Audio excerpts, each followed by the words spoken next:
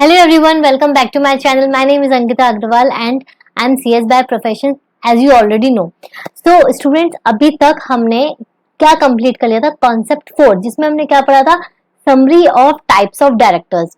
अब हमें इसके साथ जो स्टार्ट करना है उसका अपॉइंटमेंट प्रोसीजर स्टार्ट करना है. तो जैसे कि मैंने आपको प्रीवियस वीडियो में बोला था कि हम एक एक डायरेक्टर लेंगे, टाइप ऑफ डायरेक्टर. पहले छोटा सा मैं ब्रीफ करूंगी, उसके बाद मैं आपको अपॉइंटमेंट बताऊंगी.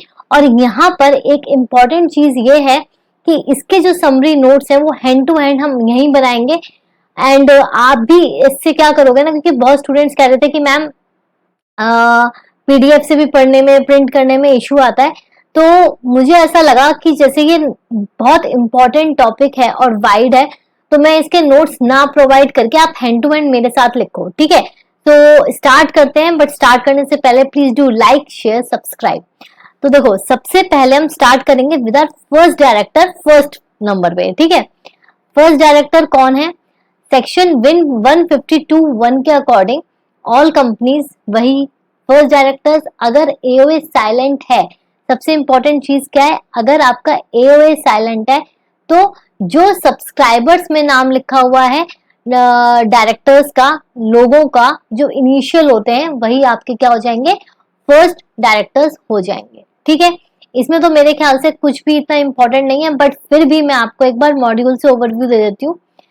First directors are the most of the companies are named in their articles. ठीक है, आर्टिकल्स में लिखा होता है. कौन से आर्टिकल में लिखा होता है? फटाफट याद करो, रेगुलेशन 60 ऑफ टेबल एफ.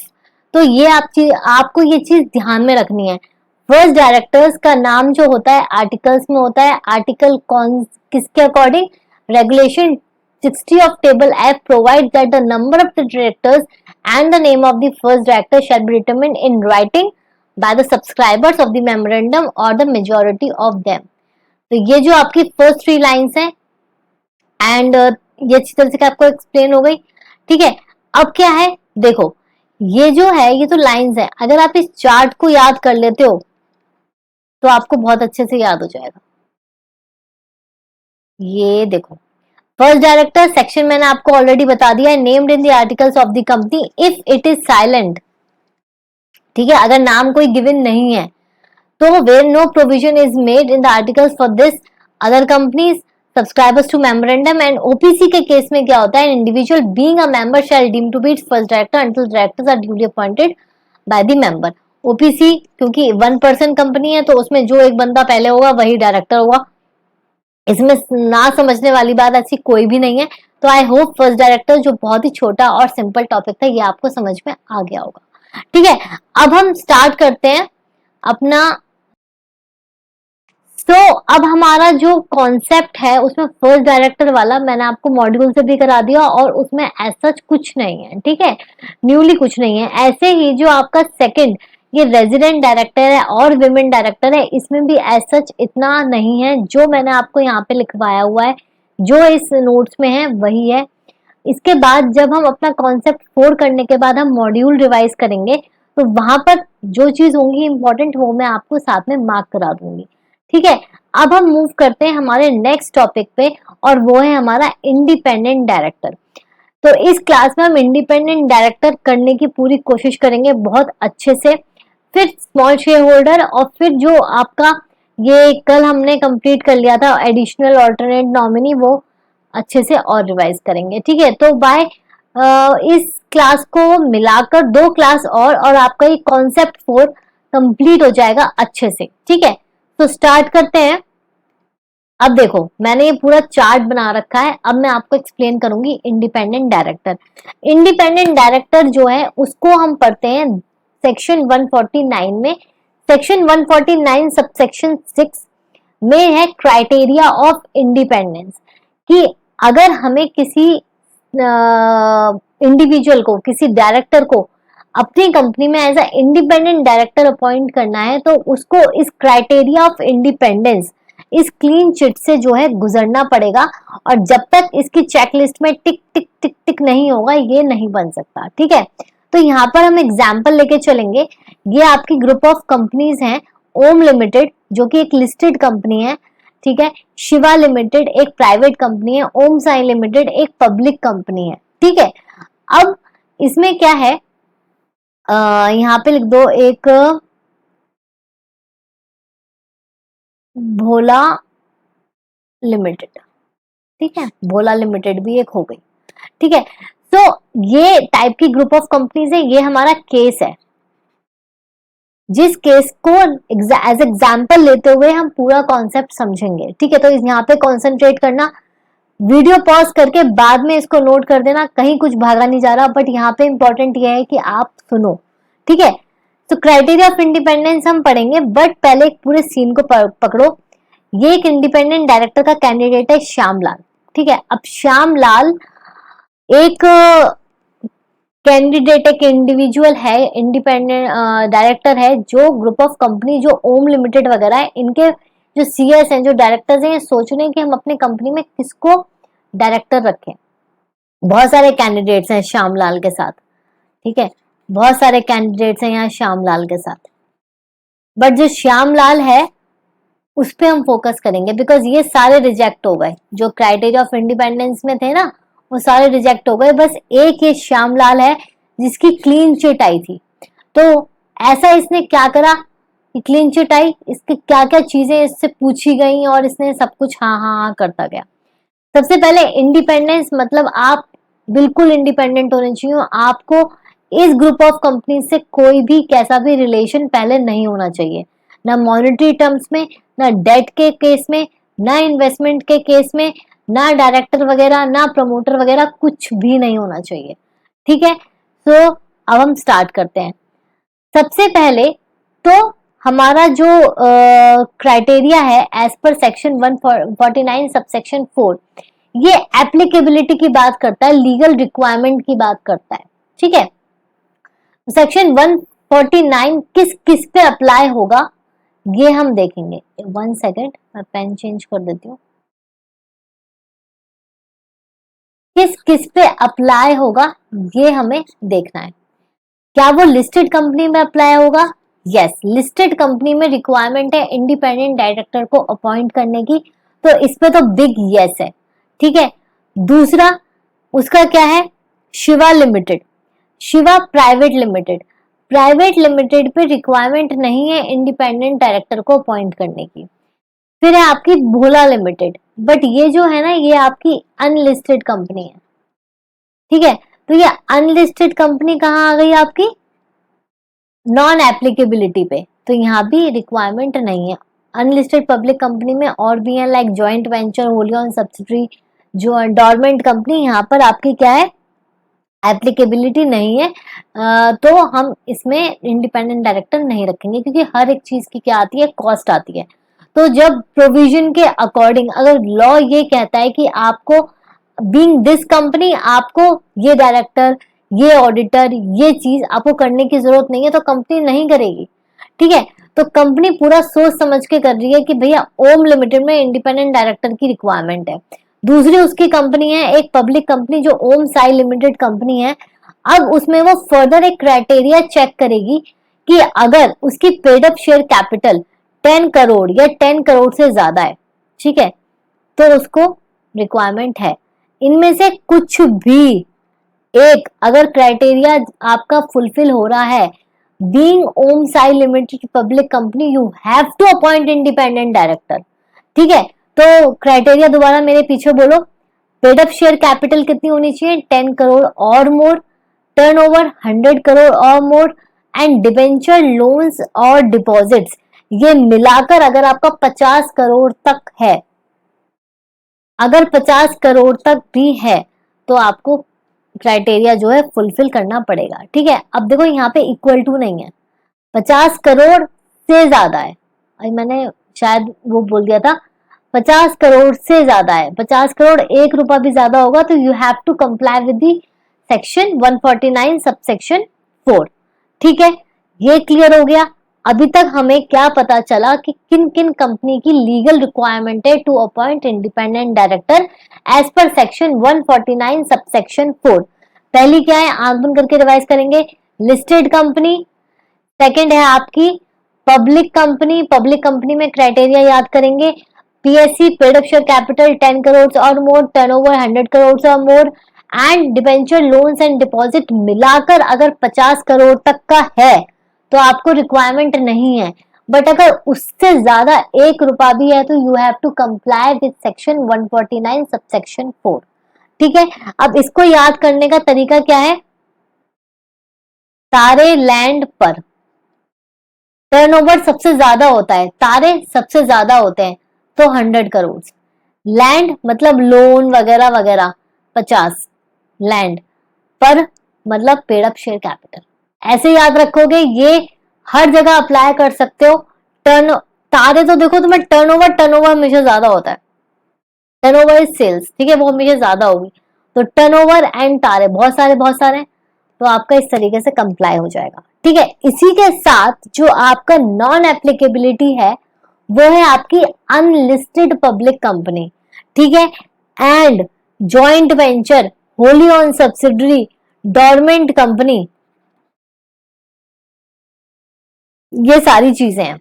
ठीक है, देखो डोरमेंट कंपनी कौन सी होती है, जो आपकी इनएक्टिव कंपनी होती है। ठीक है, होली ओन सब्सिडरी कंपनी कौन सी होती है, जो आपकी होली ओन सब्सिडरी है, तो जो होल्डिंग कंपनी है वो तो सारी चीजें कंप्लाई कर रही होगी ना, there is no such requirement. ठीक है, फिर जॉइंट वेंचर जो होता है वो आपका एक short term kind of joint venture होता है, तो इसीलिए ये सारी चीजें आपकी यहाँ पर है। ठीक है, तो अनलिस्टेड पब्लिक कंपनी का आपका क्राइटेरिया पूरा हो गया।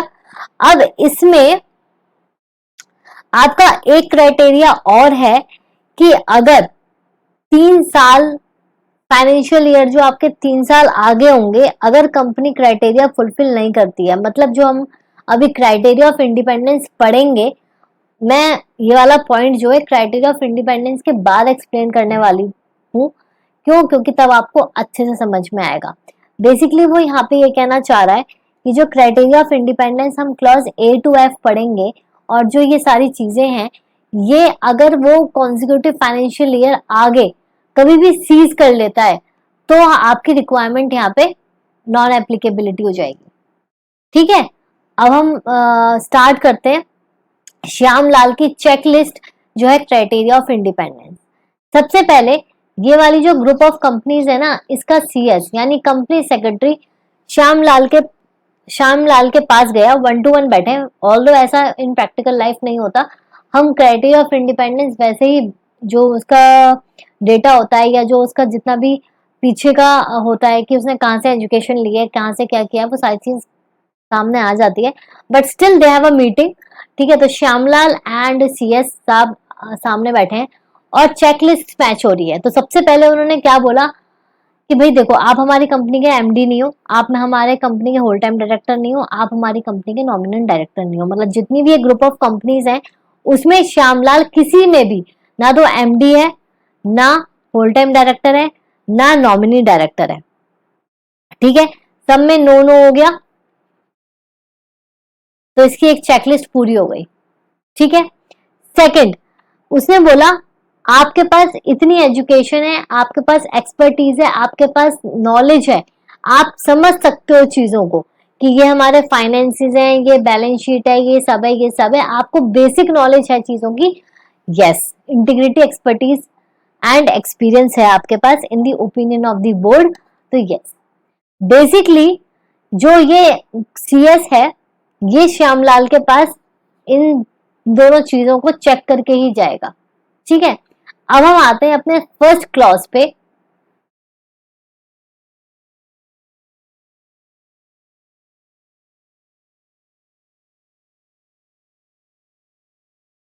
हम यहाँ पे अपनी एक चेकलिस्ट बना लेते हैं। ठीक है, अभी तक जो हमारी चेकलिस्ट थी A, वो हमारी थी इन the opinion of the board. ठीक है, ओपिनियन ऑफ बोर्ड, बोर्ड के ओपिनियन में आपके पास क्या है, इंटीग्रिटी, एक्सपर्टीज एंड एक्सपीरियंस। ठीक है, ये तीनों चीजें हैं, प्लस प्लस, और आपका आ जाता है यस। यस हम दूसरे पेन से लिखेंगे, यस, या फिर उससे लिखते हैं ग्रीन से, तब आएगा मजा। यस, ठीक है, अब सेकंड जो है वो हमारा है बी। बी है हमारा, ना तो वो प्रमोटर होना चाहिए, ना वो प्रमोटर से कोई रिलेटेड होना चाहिए। ठीक है, मतलब यहाँ पे श्यामलाल है और यहाँ पे साइन लिमिटेड जो है आपकी ग्रुप ऑफ कंपनीज, उसका सीएस बैठा है। ठीक है, ये चेकलिस्ट उसने पहले करी, उसने यस कर दिया। सेकंड उसने बोला क्लॉज बी में कि ना तो प्रमोटर है ना ही रिलेटेड टू प्रमोटर है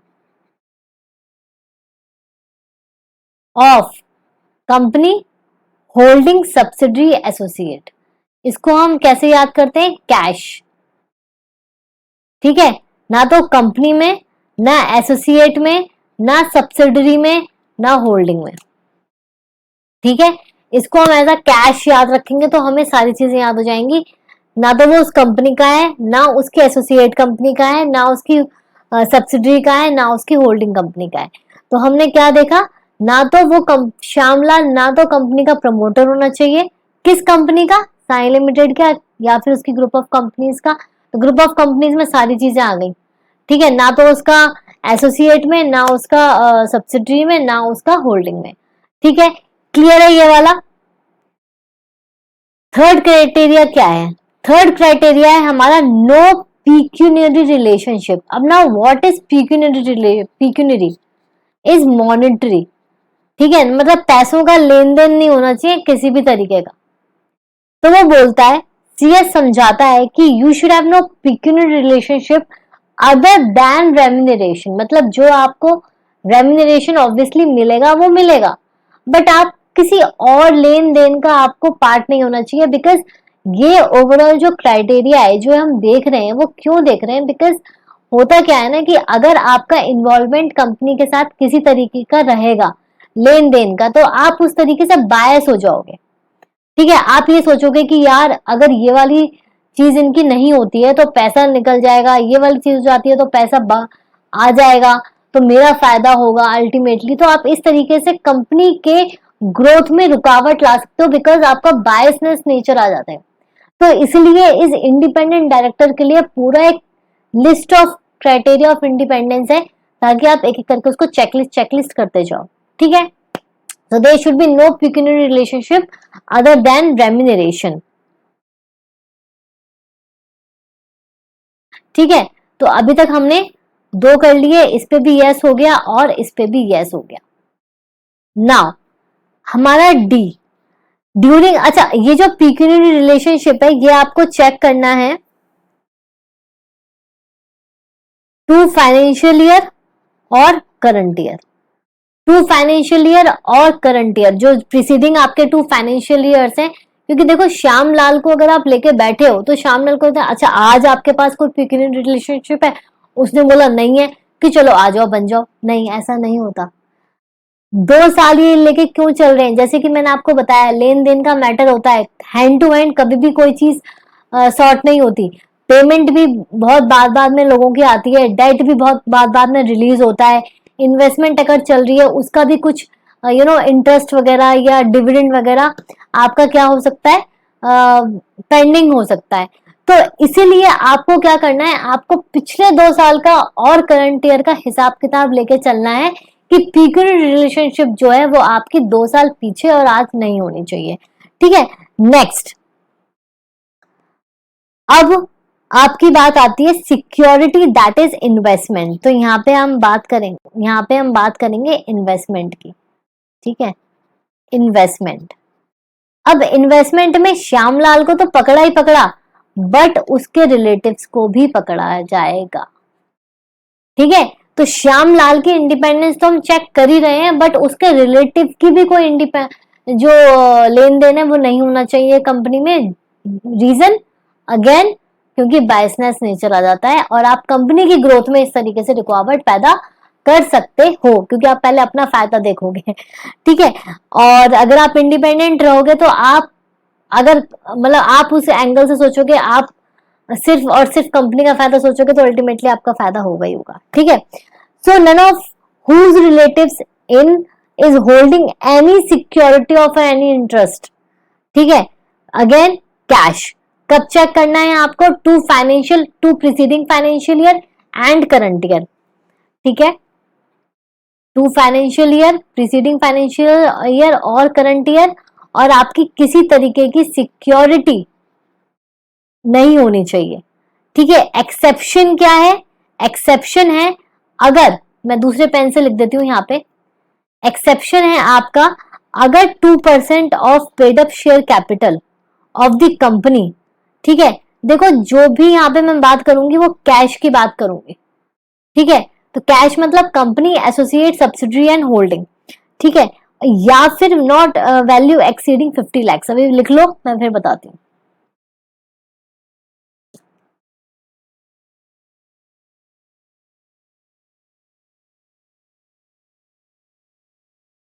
देखो ये क्या कह रहा है, क्लॉज डी में सिक्योरिटी की बात हो रही है, मतलब इन्वेस्टमेंट की बात हो रही है, मतलब आपने शेयर्स वेयर्स में इन्वेस्ट करा होगा तो। अब श्यामलाल तो ऑब्वियसली उसका नहीं होना चाहिए, बट उसके रिलेटिव्स का भी अगर है, क्योंकि देखो रिलेटिव्स बहुत हो सकते हैं, और जैसे हमारे ही घर में क्या होता है कि मेरे ही घर में मुझे नहीं पता, बट एक कंपनी में कोई इन्वेस्ट कर रहा है मेरा कोई रिलेटिव, ठीक है। अब रिलेटिव की डेफिनेशन होती है वो आप देख सकते हो कि मेरा कोई रिलेटिव जो है वो उस कंपनी में इन्वेस्टमेंट कर रहा है, और मेरे पास अपॉर्चुनिटी आई है उसी कंपनी में इंडिपेंडेंट डायरेक्टर बनने की, तो मेरे जितने भी रिलेटिव्स हैं उनका चेक होगा, ठीक है। चेक कब होगा, current year and to preceding financial year, ठीक है। बट लॉ बोलता है कि हम इसमें एक लिमिट सेट करते हैं। अब किसी ने अगर 50 लाख तक का अमाउंट का इन्वेस्टमेंट कर रखा है, 50 लाख तक का कर रखा है, तो हम उसको एक्सक्लूड कर देंगे, चलो कोई इतनी बड़ी अमाउंट नहीं है, कंपनी इतनी बड़ी है उसके पीछे 50 लाख कोई बड़ी बात नहीं है, तो हम उसको एक्सक्लूड कर देंगे। तो अगर मेरा कोई रिलेटिव या श्यामलाल का कोई रिलेटिव 50 लाख तक की सिक्योरिटी उस ग्रुप ऑफ कंपनीज, किस ग्रुप ऑफ कंपनीज की हम बात कर रहे हैं, साई लिमिटेड कंपनी की बात कर रहे हैं, तो अगर उसमें कोई उसने होल्ड कर रखी है तो इट्स ओके। तो रिलेटिव में होल्ड सिक्योरिटी और interest in the company of face value not exceeding 50 lakhs or 2% of paid up share capital again in cash or the higher sum as may be required, ठीक है। तो ये आपका D का ना first clause था जिसमें हम इन्वेस्टमेंट की बात करते हैं, ठीक है। तो अगेन इसका क्या आया, यस।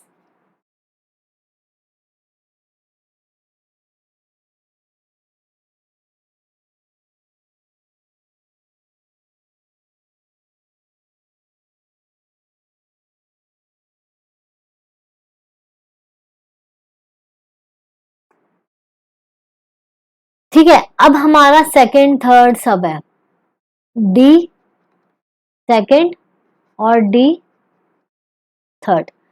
ये जो पूरा डी है ना, ये आपका इन्वेस्टमेंट से रिलेटेड है, investment, indebtedness and security and guarantee, जैसे हम पढ़ते नहीं है वो सेक्शन 186, लोन्स, इन्वेस्टमेंट, गारंटी, तो ये सारा वही है। तो ये आपका इन्वेस्टमेंट का है, ये आपका लो सॉरी एक सेकेंड, इनडेटनेस है, इनडेटनेस का है, और ये आपका जो है गारंटी और सिक्योरिटी। अब यहाँ पे सिक्योरिटी दूसरे टाइप की है, जो आप लोन लेते हो उसके रिस्पेक्ट में जो गारंटी और सिक्योरिटी आप रखते हो वो वाली है, ठीक है। लोन लिख लेना इसके आगे ताकि क्लैरिटी रहे। तो इनडेटनेस का जो है इन एक्सेस ऑफ 50 लाख, पहले लिख लो फिर मैं एक्सप्लेन करूंगी एक साथ ये पूरा क्लॉज डी, ठीक है।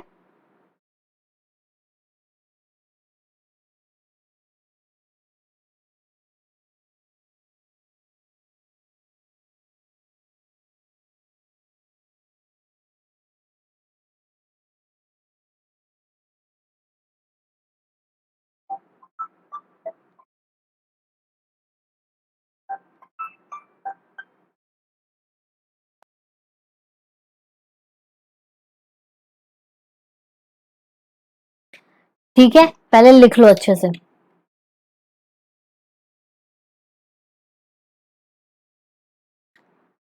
एंड फॉर रुपीज 50 लाख, ठीक है। अब देखो ये जो जो आपका क्लॉज डी है, हमने सबसे पहले क्या बात करी, हमारा श्यामलाल का कोई रिलेटिव्स की बात हो रही है कि उनकी सिक्योरिटी नहीं होनी चाहिए, एक लिमिट है। इनडेटनेस, अगर कंपनी से कोई उधार लिया है, ठीक है, कंपनी में या कंपनी ने उधार लिया है, ठीक है, and who is indebted to, उधार लिया है कंपनी से, तो इन एक्सेस ऑफ 50 लाख, मतलब 50 लाख तक लिया है कोई बात नहीं, बट उससे ज्यादा नहीं होना चाहिए। अगर 50 लाख से 1 रुपया भी ऊपर है तो आप नहीं बन सकते, क्योंकि आपके किसी रिलेटिव ने ले रखा है, ठीक है। एंड थर्ड है कि मैंने एक्चुअली में क्या हुआ कि मतलब उस कंपनी में, जो ग्रुप ऑफ कंपनीज हमारी साइन लिमिटेड, उसमें किसी ने लोन या कुछ लिया हुआ है और उसके बिहाफ पे मेरे यानी श्यामलाल के रिलेटिव ने गारंटी और सिक्योरिटी दी है, कितने की, फॉर 50 लाख, ठीक है, फॉर 50 लाख। अगर 50 लाख से कम दी है तो ठीक है, अगर 50 लाख की भी दी है, ठीक है। देखो आप क्या देखोगे कि क्लॉज D1 में और D2 में जो क्लॉज मतलब सबसेक्शन 1 एंड सेकंड पार्ट है, उसमें इन एक्सेस ऑफ 50 लाख बोला हुआ है दोनों पार्ट्स में, ठीक है। बट गारंटी सिक्योरिटी में 50 लाख तक अभी अगर आपने लिया है तो आप इंडिपेंडेंट डायरेक्टर नहीं बन सकते हो। तो ये तीन चीजें ना एक साथ चलती हैं। सबसे पहले हमने बात करी इन्वेस्टमेंट की, second indebtedness, and third indebtedness के रिगार्डिंग, किसी लोन के रिगार्डिंग अगर आपने सिक्योरिटी या गारंटी दी है for 50 lakhs in 2 preceding financial years और द करंट ईयर, तो you excluded from being independent director. ठीक है, यहां तक क्लियर है।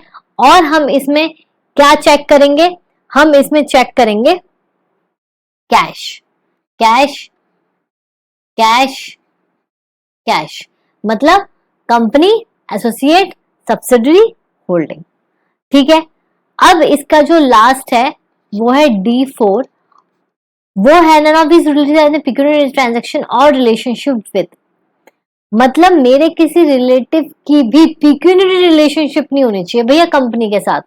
ठीक है, अमाउंटिंग कितना, 2% और more gross turnover income singular connection with the transaction this in this, 2% से ज्यादा इन कनेक्शन विद, मतलब किसी का 2% ऑफ ग्रॉस टर्नओवर, ठीक है, उससे, या रेफर टू ये वाला आपका, इन तीनों से रिलेटेड, इसलिए मैंने इसको बाद में लिखा है। तो अगर मैं आपको संक्षिप्त में एक चीज बोलूं तो ये है कि श्यामलाल तो है ही, श्यामलाल के रिलेटिव्स पे जो है क्लॉज डी की तलवार लटकेगी भाई। सारे के सारे जो रिलेटिव्स हैं उनमें से ना तो किसी ने इन्वेस्टमेंट करी हो, कितनी, 2% of paid up share capital और इन एक्सेस ऑफ 50 lakhs, कब, इन प्रीसीडिंग 2 फाइनेंशियल ईयर्स और current year. Second, we are talking about indebtedness, जो आपने एक्सेस ऑफ 50 lakhs ज्यादा नहीं कराओ, ठीक है। थर्ड, गारंटी सिक्योरिटी ना दियो, कितनी, for 50 lakhs in preceding 2 financial year और करंट ईयर। और फोर्थ है कि भाई आपका पिक्यूनियरी रिलेशनशिप भी नहीं होना चाहिए, कितना, 2% ऑफ ग्रॉस टर्नओवर और in connection with D2, D1, D2, D3, ठीक है, एंड इनसे भी नहीं होना चाहिए। तो ये आपका क्लॉज जो है ये आपका कंप्लीट हो गया, और इसमें हमने बोला यस, सब चीजें आपकी चेक्ड है, हमारा ऐसा कुछ भी नहीं है, ठीक है।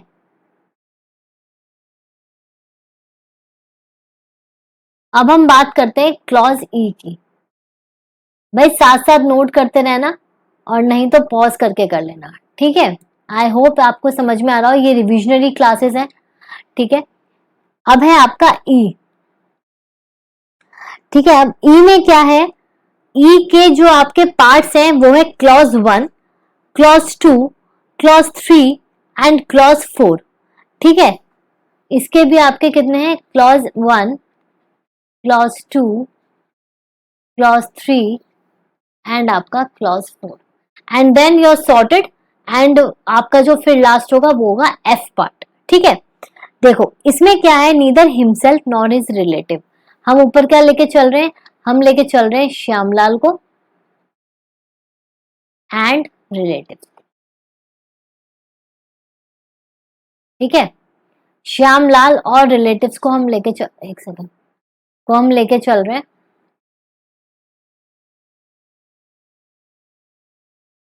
श्यामलाल और रिलेटिव्स को, पेन चेंज कर लेते हैं, पेन चेंज करके ना थोड़ा अच्छा लगता है। क्लॉज 1 में वो बात कर रहा है कि ना तो वो ना उसका कोई रिलेटिव, केएमपी और एनी एम्प्लॉय होना चाहिए। हमने क्या बात करी है, हम क्या बात कर रहे हैं, एक बच्चा बीच में से पूछता है मैम क्या बात कर रहे हैं, हम बात कर रहे हैं कि किसी भी तरीके से जिसको हम इंडिपेंडेंट डायरेक्टर अपॉइंट कर रहे हैं वो कंपनी से रिलेटेड नहीं होना चाहिए। तो अभी तक हमने क्या बात करी, हमने पीक्यूरी रिलेशनशिप की बात करी, हमने प्रमोटर की बात करी, और फिर हमने इन्वेस्टमेंट, इंडेटनेस, लोन्स, गारंटी की बात करी। बट अब हम बात कर रहे हैं कि वो जो मेन मैनेजमेंट है, मैनेजमेंट का भी पार्ट नहीं होना चाहिए, केएमपी और एनी एम्प्लॉय। ठीक है, इन कैश। और इसका जो है, हम क्या बात कर रहे हैं, यहाँ पे एक एक्सेप्शन है, और एक्सेप्शन आपका ये है कि भाई ये हम कब तक देखेंगे, तो हम बात करेंगे in case of a relative who is an employee, this restriction shall not apply for his employment preceding 3 financial year।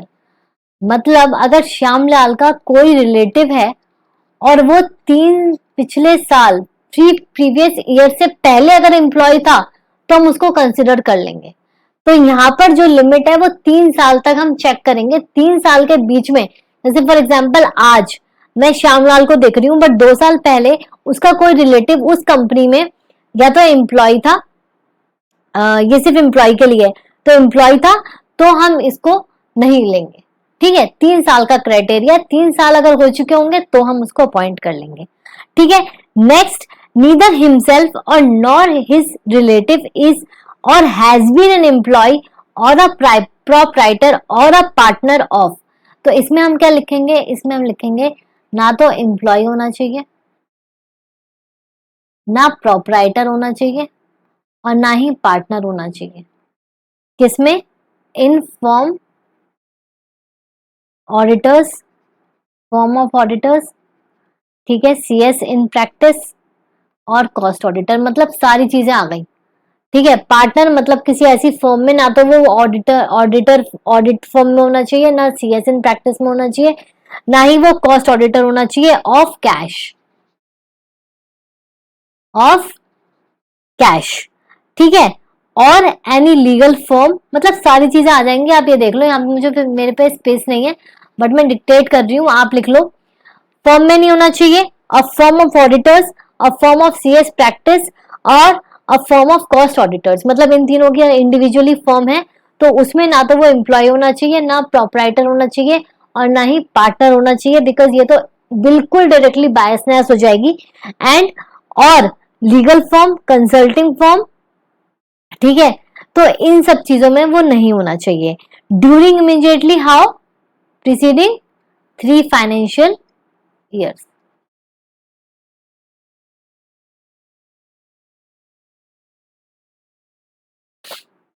3 preceding financial years, यहाँ पे प्रीसीडिंग लिख लेना। ठीक है, प्रीसीडिंग 3 फाइनेंशियल ईयर्स।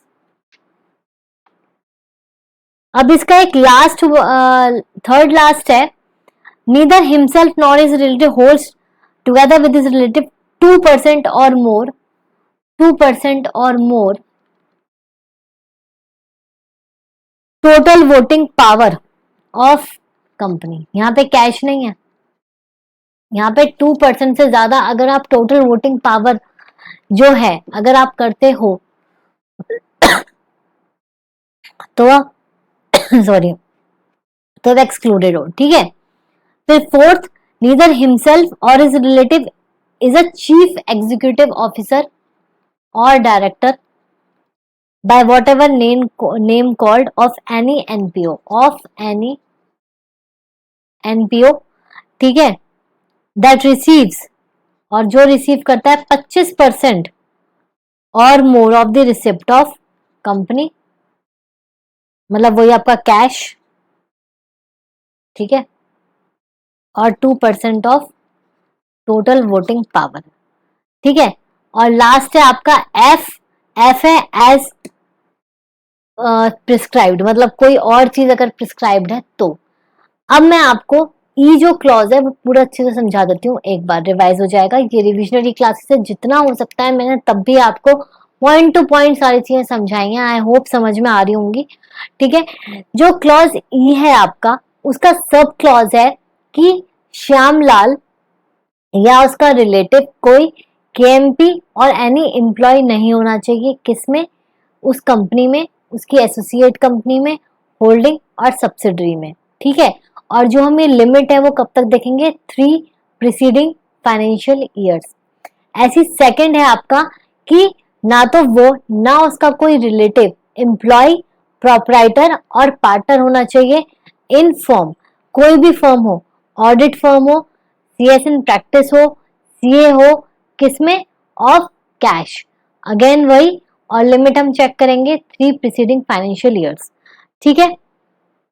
फिर उसके बाद थर्ड आपका 2% ऑफ टोटल वोटिंग पावर भी अगर कोई होल्ड कर रहा है तो वो भी एक्सक्लूड हो जाएगा।